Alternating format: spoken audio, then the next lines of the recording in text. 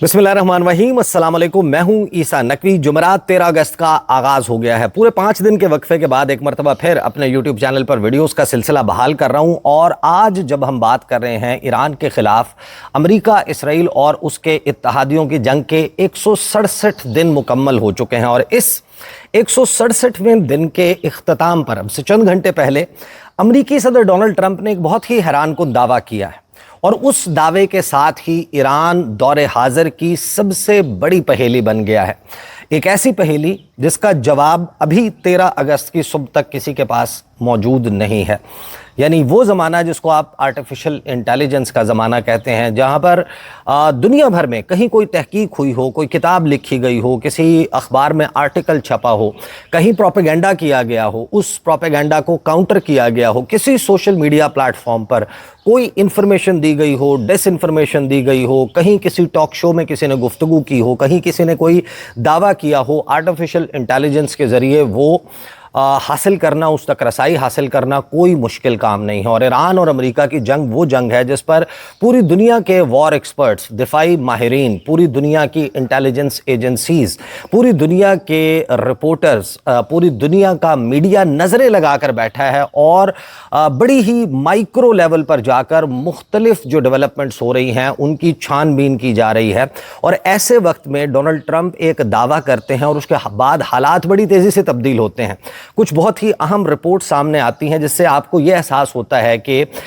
इस artificial intelligence के ज़माना होने के बावजूद और इंफॉर्मेशन तक इतनी बेहतरीन रसाई होने के बावजूद कुछ ऐसे पहलू हैं, कुछ ऐसे सवालात हैं, कुछ ऐसी पहेलियां हैं जिनका जवाब अभी तक किसी के पास मौजूद नहीं है। और दुनिया के सबसे मोतबर समझे जाने वाले, सबसे मौक्कर समझे जाने वाले, ऐसे जिनकी सबसे ज़्यादा साख समझी जाती है, ऐसे इदारे भी सिर्फ और सिर्फ सवालात लेकर बैठे हैं कि ईरान कौन सा मुअम्मा है, ईरान क्या चीज़ है, ईरान ने ये सब कुछ किया कैसे और ईरान आगे क्या कुछ कर सकता है। तो मैं आपको एक तो बताऊंगा कि डोनाल्ड ट्रंप ने दावा क्या किया, फिर बीबीसी ने इसके हवाले से क्या रिपोर्ट किया है, ईरान के हवाले से, उसकी फायर पावर के हवाले से, उसके अज़ाइम के हवाले से, और अदरवाइज जो कुछ इंटरव्यू सामने आए हैं और अब्बास इराक़ची का बयान सामने आया है वो बहुत ही इंपॉर्टेंट है इस तमाम खबर के तनाजुर में। लेकिन साल 2025 की सबसे बड़ी पहेली क्या थी, 2026 की तो हम बात कर रहे हैं, तो इसको समझने के लिए जो 2025 की सबसे बड़ी पहेली थी पूरी दुनिया के वॉर एक्सपर्ट्स के लिए, पूरी दुनिया के दिफाई माहिरीन के लिए, इंटेलिजेंस एजेंसीज के लिए, पूरी दुनिया के मुल्कों के दिफाई अताशी जो है वो बैठकर इसको स्टडी कर रहे थे। और मीडिया पर इस पर बहुत ज़्यादा रिपोर्टिंग हुई कि पाकिस्तान और इंडिया की जब जंग हुई तो सबसे बड़ा सवाल ये आया कि एक ऐसा फाइटर जेट जो इंडिया के पास मौजूद था, रफाल, जिसकी कॉम्बैट में कोई लॉस था ही नहीं, कभी मारा नहीं गया, कभी गिराया नहीं गया, वो पाकिस्तान ने कैसे चीनी टेक्नोलॉजी और पाकिस्तान की जो इंजीनियरिंग मार्वल्स हैं उसके इम्तजाज से बनाए जाने वाले जो तैयारे हैं, या चाइना और पाकिस्तान का जो डिफेंस कोऑपरेशन है उससे जो तैयारे बनाए हैं, आखिर उन्होंने एक ऐसा तैयारा जिसको इनविजिबल समझा जाता है रडार पर और जिसको आज तक कॉम्बैट में जंग के दौरान निशाना नहीं बनाया जा सका, आखिर पाकिस्तान ने वो कैसे गिरा दिए। कोई बहुत ज़्यादा वक्त नहीं लगा, चंद हफ्तों के बाद ये तमाम तफसीलात सामने आ चुकी थी। लेकिन अभी जब हम बात कर रहे हैं, ईरान और अमेरिका की जंग का 6ठा महीना चल रहा है और 6ठा महीना तकरीबन ख़त्म होने वाला है। लगभग 5.5 महीने जो है वो गुजर चुके हैं इस जंग को। और इस दौरान जो है वो बहुत सारे पहलू और बहुत सारी पहेलियाँ जो हैं वो सामने आई कि ईरान ने जो है वो F-35 तैयारा कैसे पकड़ लिया, कैसे उसको गिरा दिया, हीट सेंसर से, या फिर आपने जो है वो हीट सीकिंग जो मिसाइल्स हैं उनके ज़रिए आपने दुनिया के स्टेल्थिएस्ट जो फाइटर जेट है उसको कैसे गिरा दिया। F-5 तैयारा जो 1950s का बनाया हुआ है, जिसको अमेरिका ने सवाई ट्रेनिंग के कभी इस्तेमाल नहीं किया, अमेरिका ने उसको सिर्फ और सिर्फ अपनी एक्सरसाइजेस के लिए इस्तेमाल किया था, और वो भी दुश्मन तैयारे के तौर पर अपने रडार्स को चेक करने के लिए जो है वो उसको इस्तेमाल किया गया। उस F-5 तैयारे के साथ بعد امریکہ کی جو بہترین جو حفاظت میں موجود فوجی اڈہ ہے کویت میں بورنگ ایئر بیس، اس کو کس طریقے سے ایران نے تباہ کر دیا، الوداعد ایئر بیس پر ریڈارز کو کیسے اڑا دیا، یہ پہلیاں تھیں۔ اس سے پہلے یہ پہلیاں تھیں کہ آبنائے ہرمز کا قبضہ کس طریقے سے برقرار رکھا ہوا ہے، اتنا سکسیسفلی ایران جو ہے وہ کس طریقے سے امریکی فوجی اڈوں کو نشانہ بنا رہا ہے۔ ارد اور دمونا جہاں پر اسرائیل کے جو ان کا نیوکلیئر آرسنل موجود ہے، اس کو کس طریقے سے ایران نے جو ہے وہ سکسیسفلی ٹارگٹ کر دیا۔ تو ابھی تک تو یہ پہیلیاں تھیں، لیکن ہر پہیلی کے بعد ایک نئی پہیلی نکل کر سامنے آ رہی ہے۔ سب سے پہلے تو دیکھیں کہ ڈونلڈ ٹرمپ نے دعویٰ کیا کیا۔ ڈونلڈ ٹرمپ نے ٹروتھ سوشل کے اوپر ایک پوسٹ کیا، اور ٹروتھ سوشل پر جو ڈونلڈ ٹرمپ نے لکھا وہ دیکھتے ہی دیکھتے دنیا کی سب سے بڑی خبر بن گیا۔ ڈونلڈ ٹرمپ نے ٹروتھ سوشل کے اوپر کیا لکھا؟ اس نے لکھا کہ the USA has total control over the Strait of Hormuz۔ اچھا، ایسا نہیں ہے کہ ڈونلڈ ٹرمپ نے اس سے پہلے اس قسم کی بات نہیں کی، لیکن 13 اگست اور 12 اگست کی درمیانی رات یہ بات کرنا اور اس سے پہلے یہ بات کرنا، ان دونوں میں فرق ہے۔ مختلف مواقعوں سے یہ جنگ گزری ہے، اور ڈونلڈ ٹرمپ جو ہے وہ اس سٹیج پر آ کر، جہاں پر ڈونلڈ ٹرمپ یہ دعویٰ کر رہے ہیں، اس کی ایک خاص جو ہے وہ معنی ہے۔ اور ڈونلڈ ٹرمپ نے کیا کہا؟ ڈونلڈ ٹرمپ نے کہا کہ امریکہ کا مکمل کنٹرول آبنائے ہرمز پر موجود ہے۔ پھر آگے کہا I think we will keep it، کہ میرا خیال ہے کہ آبنائے ہرمز کو ہم رکھ لیں گے، یعنی کہ ہمارا قبضہ جو ہے وہ رہے گا، ہم اس کو ایڈمنسٹر کریں گے، یہاں سے گزرنے والے جہاز ہماری مرضی سے جائیں گے، ہماری مرضی سے آئیں گے، کوئی فیس وصول کرنی ہے تو ہم وصول کریں گے، یعنی قبضہ جو ہے وہ آبنائے ہرمز کا ہمارے پاس رہے گا۔ Our naval blockade is being called by everyone a wall of steel، کہ ہماری جو بحری ناکہ بندی ہے ایران کی اور آبنائے ہرمز کی، اس کو دنیا بھر میں ایک آہنی دیوار کہا جا رہا ہے، وال آف سٹیل کہا جا رہا ہے، and there is nothing Iran can do about it, اور ایسی کوئی چیز نہیں ہے جو ایران اس کے توڑ کے لیے کر سکے، یہ ڈونلڈ ٹرمپ نے کہا۔ پھر ڈونلڈ ٹرمپ نے کہا دے ہیو نو نیوی، ان کے پاس کوئی نیوی موجود نہیں ہے، they have no air force, ان کے پاس کوئی ایئر فورس موجود نہیں ہے، their remaining soldiers are unpaid, کہ جو اب ان کے فوجی بچ گئے ہیں، یعنی کہ باقی تو ہم نے مار دیے ہیں، جو بچے کچھ ان کے پاس فوجی ہیں ان کو تنخواہیں دینے کے لیے بھی ایران کے پاس پیسے نہیں ہیں، یہ ڈونلڈ ٹرمپ نے دعویٰ کیا۔ پھر ڈونلڈ ٹرمپ نے کہا and their leadership is uncertain at best, یعنی اگر کم از کم بھی کہا جائے کہ ان کی جو لیڈرشپ ہے، ان کی جو قیادت ہے، اس کے بارے میں ابھی حتمی نہیں ہے کہ مجتبیٰ خامنائی جو ہیں ان کا کنٹرول ہے ایران کے اوپر، ان کے فیصلے مجتبیٰ خامنائی کر رہے ہیں، یا پھر پاسداران انقلاب کے کوئی جنرل صاحب کر رہے ہیں، یا پھر عباس عراقچی کر رہے ہیں، محمد باقر کالیباف کر رہے ہیں، یا پھر مسعود پزشکیان کر رہے ہیں، یعنی کہ ڈونلڈ ٹرمپ نے ان کی پوری قیادت کے اوپر سوال اٹھا دیا، اس کے حوالے سے بھی دعویٰ کر دیا۔ پھر ڈونلڈ ٹرمپ نے کہا they have no money, their country is short, all they have is fake news and 300% inflation، کہ ان کے پاس کوئی پیسہ نہیں ہے، ان کا ملک جو ہے اس کو بڑے برے طریقے سے نشانہ بنایا گیا ہے، ان کے پاس صرف اور صرف ایک جعلی خبریں اور فیک نیوز موجود ہے، اور 300% افراط زر، مہنگائی اور انفلیشن کا ان کو سامنا ہے، اینڈ گیٹنگ ورس، اور اس میں بگاڑ پیدا ہو رہا ہے۔ اس Iran is all talk and no action, کہ ایران کو صرف باتیں کرنی آتی ہیں، ان سے کرنا کرانا انہوں نے کچھ نہیں ہوتا۔ The bully of the middle east no longer, کہ اب ایران جو ہے وہ مشرق وسطیٰ کا بدماش نہیں رہا، پریز بی ٹو اللہ، یعنی اللہ کا لفظ جو ہے ڈونلڈ ٹرمپ نے استعمال کیا۔ اچھا، کرسچنز جو ہیں وہ گاڈ کا لفظ استعمال کرتے ہیں، لیکن ڈونلڈ ٹرمپ جو ہے وہ ایران کے حوالے سے جب بات کرتا ہے تو وہ اکثر یہ لفظ جو ہے وہ استعمال کرتا ہے۔ ڈونلڈ ٹرمپ نے اب یہ دعویٰ کر دیا، اور اس دعوے کے بعد ایران کیسے سب سے بڑی پہیلی بن جاتا ہے، یعنی کہ یہ وہ دعوے ہیں جو ڈونلڈ ٹرمپ جو ہے وہ بالکل آغاز سے اس جنگ کے کر رہا تھا۔ جنگ کے 48 سے 72 گھنٹوں کے اندر ڈونلڈ ٹرمپ نے اس سے ملتی جلتی لینگویج میں ایران کی اسی تباہی اور بربادی کا اعلان جو ہے وہ کر دیا تھا۔ لیکن آج جب ہم بات کر رہے ہیں 13 اگست کی صبح، دنیا کے بہت سارے ادارے اس کے حوالے سے اسیسمنٹ کر رہے ہیں کہ ایران اس جنگ کو مزید کتنا جاری رکھ سکتا ہے، یعنی کہ وہ ایران جس کے بارے میں ڈونلڈ ٹرمپ نے کہا کہ اس کے پاس کچھ موجود نہیں ہے، نہ نیوی ہے، نہ فضائیہ ہے، نہ فوج ہے، نہ پیسہ ہے،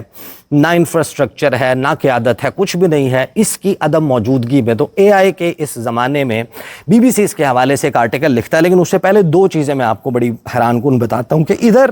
ڈونلڈ ٹرمپ یہ دعویٰ کرتا ہے اور ادھر جو ہے سید عباس عراقچی ایک ٹویٹ کرتے ہیں، اور عباس عراقچی ایران کے وزیر خارجہ، اور وہ اس حوالے سے کہتے ہیں، وہ یعنی کہ اپنی شرائط، اپنا شرط نامہ سامنے رکھتے ہیں کہ ہم اگر آبنائے ہرمز کو، وہ آبنائے ہرمز جو ڈونلڈ ٹرمپ اپنے پاس رکھنے کا دعویٰ کر رہا ہے، اس کو کھولیں گے تو کس شرط پہ کھولیں گے۔ اس میں سید عباس عراقچی کہتے ہیں کہ ایران's position is clear، کہ ایران کی پوزیشن بالکل واضح ہے، the Strait of Hormuz will remain closed until the US ends the war and blockade, unfreezes Iran's assets and agrees to a region-wide ceasefire covering Lebanon and Gaza۔ نئی شرائط لے آیا ایران سامنے، یعنی وہ کہتے ہیں کہ ایران کی پوزیشن بہت واضح ہے، آبنائے ہرمز اس وقت تک بند رہے گی جب تک امریکہ جنگ کا خاتمہ نہیں کرتا، بحری ناکہ بندی کا خاتمہ نہیں کرتا، ایران کے منجمد اثاثوں کو انفریز نہیں کرتا، ریجن وائڈ پورے خطے میں سیز فائر نہیں کرتا جس میں لبنان اور غزہ شامل ہیں، no reopening until these conditions are met, کہ اس وقت تک آبنائے ہرمز نہیں کھلے گی جب تک ہماری یہ شرائط تسلیم نہیں کی جاتی۔ اب ایران کا کانفیڈنس آخر ہے تو کس وجہ سے ہے کہ ساتھ ہی ایک انٹرویو جو ہے وہ دیا جاتا ہے جو ایران کا نیا فوجی ڈاکٹرن ہے اس کے حوالے سے۔ پہلے تو یہ ذرا انٹرویو کا احوال سن لیں۔ انٹرویو جو ہے وہ دیتے ہیں ایرانی پاسداران انقلاب کے جو سینئر مشیر ہیں، بریگیڈیئر جنرل رضا نقدی، وہ انٹرویو دیتے ہیں اور وہ یہ کہتے ہیں کہ ہمارا اب ایک نیا فوجی ڈاکٹرن آ چکا ہے جس میں ایرانی پاسداران انقلاب کو دشمن کی سرزمین پر حملوں کی صلاحیت حاصل کرنے کا حکم دے دیا گیا۔ یعنی پہلے ہم اپنے دفاع کی اور کچھ اہم مخصوص ٹارگٹس کو نشانہ بنانے کی جو ہے وہ صلاحیت مینٹین کر رہے تھے، اسرائیل کو یا امریکی فوجی اڈوں کو یا ان کے جو ایسٹس ہیں اس ریجن میں ان کو نشانہ بنانے کی صلاحیت حاصل کر رہے تھے۔ اب ہم جس کو اپنا دشمن تصور کرتے ہیں، خواہ وہ امریکہ ہو، خواہ وہ اسرائیل ہو یا کوئی اور ملک ہو، اس کی سرزمین کو نشانہ بنانے کی صلاحیت حاصل کرنے کا پاسداران انقلاب کو حکم دے دیا گیا ہے۔ اور اس کے حوالے سے انہوں نے لمبی چوڑی تفصیلات رکھنے کے ساتھ ساتھ امریکہ کا مذاق بھی اڑایا۔ انہوں نے کہا کہ امریکہ وہ ملک ہے جس کا بجٹ ہمارے بجٹ سے 100 گنا زیادہ ہے، اور اس کے باوجود جو دشمن کے تمام 14 مقاصد جو ہیں، 14 آبجیکٹیوز لے کر امریکہ اس جنگ میں اترا تھا، اور وہ 14 کے 14 جو ہیں وہ ناکام ہو گئے ہیں۔ ساتھ ہی انہوں نے ایک اور بیان دیا کہ جو امریکہ کی جانب سے جوہری ہتھیار استعمال کرنے کی کوشش کی جو دھمکی ہے، اس پر ایران نے سخت رد عمل دینے کا جو ہے وہ اعلان کیا ہے۔ اور یہ نقدی صاحب جو ہیں وہ یہ کہتے ہیں کہ پھر یہ نہیں ہوگا کہ ہم حملہ کریں گے، اس خطے میں موجود ہر امریکی فوجی اڈے کے اوپر اب ہم قبضہ کر لیں گے۔ اب یہ ظاہر ہے کہ یہ تو ہے وہ جس کو آپ بول بچن کہتے ہیں، جس کو آپ یہ کہتے ہیں کہ آپ نے ریٹورک دکھانی ہوتی ہے، آپ نے لوگوں کا حوصلہ بڑھانا ہوتا ہے، آپ نے بڑھا چڑھا کر اپنی نقصانات کو گھٹا کر دوسرے کے نقصانات کو، اپنے دشمن کے نقصانات کو بڑھا چڑھا کر بیان کرنا ہوتا ہے۔ لیکن پھر جو اب آپ انٹرنیشنل اور انڈیپینڈنٹ ریلیٹیولی اس کانفلکٹ میں ایسے میڈیا کو جس کو آپ تھوڑا بہت ٹرسٹ کر سکتے ہیں، یا آپ ایسا یہ کہہ سکتے ہیں کہ یار یہ قابل ساکھ media, at least research base story کرتا ہے، کاؤنٹر چیک کرتا ہے، موقف لیتا ہے، جو صحافتی ضابطے ہیں کم از کم ان کو بڑی حد تک فالو کرتا ہے۔ بی بی سی جو ہے وہ ایک آرٹیکل شائع کرتا ہے، اور اس میں سب سے بڑا سوال، یعنی ڈونلڈ ٹرمپ کے اس دعوے کے بعد ایران کے حوالے سے جو سب سے بڑا سوال رکھا جاتا ہے اور پہیلی جس کو بوجھنے کی کوشش کی جاتی ہے، وہ آرٹیکل کا ٹائٹل ہے کہ جنگ طول پکڑتی گئی تو ایران کے لیے سب سے خطرناک محاذ کون سا ہوگا۔ اب ٹائٹل تو اس کا یہ ہے، لیکن اس میں لکھا کیا گیا ہے؟ اس میں لکھا گیا ہے کہ جنگ شروع ہوئے 7 ماہ گزر جانے اور ملکی معیشت اور بنیادی انفراسٹرکچر پر شدید دباؤ کے باوجود ایسا لگتا ہے کہ ایران کی قیادت اب بھی اس تنازع کو جلد ختم کرنے کے لیے بےتاب نہیں ہے۔ یعنی ایران کو، وہ ایران جو ڈونلڈ ٹرمپ کے مطابق بالکل ختم ہو چکا ہے، ڈیسیمیٹڈ، ختم ہو چکا ہے جس ایران کا،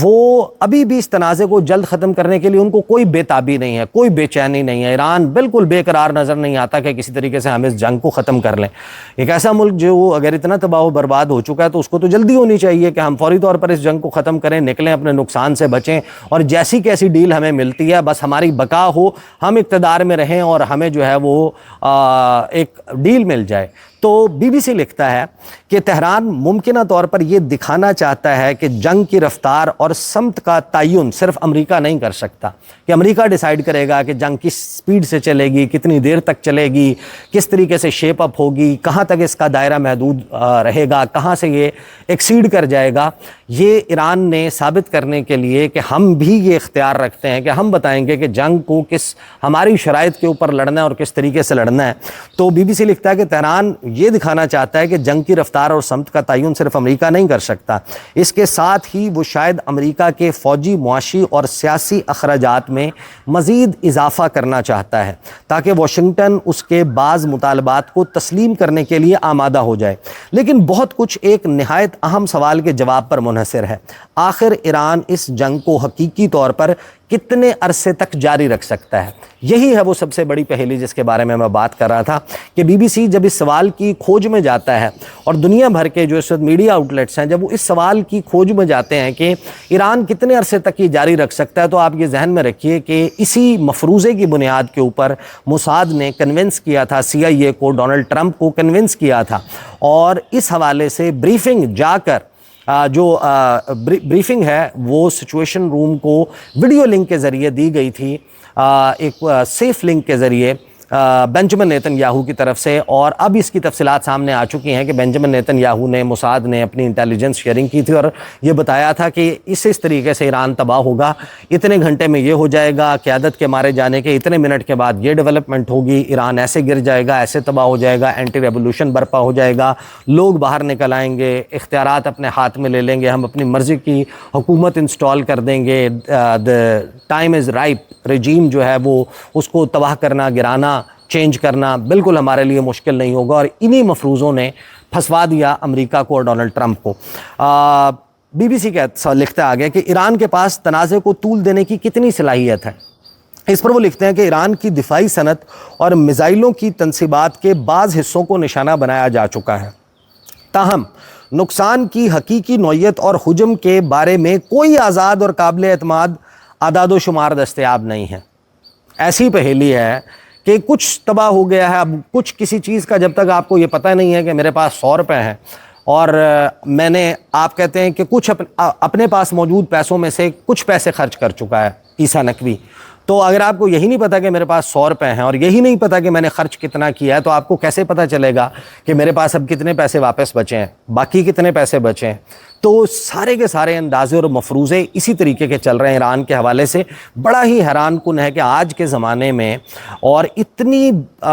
مائکروسکوپک ایران کے اوپر انٹیلیجنس رکھنے کے باوجود دنیا بھر کے ادارے ایک فیئر اور زبردست ایک کلوز ٹو ریالٹی اسیسمنٹ دینے میں ناکام ہے. آگے یہ کہتے ہیں کہ چیٹم ہاؤس کے تازہ ترین جائزے کے مطابق ایران کے موجودہ میزائل ذخائر کے بارے میں کوئی قابل اعتماد تخمینہ موجود نہیں ہے. وقت گزرنے کے ساتھ ایران کی جانب سے بیلسٹک میزائلوں کے بڑے حملوں کی شدت اور حجم میں کمی دیکھی گئی ہے, تاہم جنگ جاری رکھنے کی صلاحیت کا اندازہ صرف میزائلوں کی تعداد سے نہیں لگایا جا سکتا. ڈرونز اور کروز میزائل نسبتاً آسانی اور کم وقت میں تیار کیے جا سکتے ہیں, جبکہ اب تک مارے جانے والے متعدد فوجی کمانڈرز کی جگہ نئے افراد تعینات کر دیے گئے ہیں. اس کے علاوہ ایران کا فوجی کمانڈ اور کنٹرول کا انفراسٹرکچر بھی مجموعی طور پر برقرار دکھائی دیتا ہے. جارج واشنگٹن یونیورسٹی میں بین الاقوامی تعلقات کے لیکچرر محمد غائدی نے BBC فارسی سے گفتگو کرتے ہوئے کہا, ایران غالباً طویل عرصے تک میزائل حملے کرنے کی اپنی صلاحیت برقرار رکھ سکتا ہے, تاہم ان کی شدت پہلے کے مقابلے میں کم ہو سکتی ہے. یہ بھی صرف اندازے ہیں. اس کے باوجود وہ آبنائے ہرمز میں خلل ڈالنے کی صلاحیت رکھتا ہے. اس کے آگے جو ہے وہ BBC لکھتا ہے کہ ایرانی فیصلہ سازوں کا یہ بھی ماننا ہے کہ ایک طویل جنگ امریکہ کے لیے بھی نقصان دہ ثابت ہو سکتی ہے. ایرانی میزائلوں اور ڈرونز کو روکنے کے لیے امریکہ نے اپنے دفاعی ذخائر کا ایک حصہ استعمال کیا ہے اور بعض امریکی جائزوں میں خبردار کیا گیا ہے کہ ان ہتھیاروں کی تیزی سے دوبارہ فراہمی آسان نہیں ہوگی. محمد غائدی کے مطابق تیل کی قیمتوں پر جنگ کے اثرات اور امریکہ کی داخلی سیاسی صورتحال نے تہران میں یہ امید پیدا کی ہے کہ وہ واشنگٹن کو اپنے بعض مطالبات تسلیم کرنے پر مجبور کر سکتا ہے.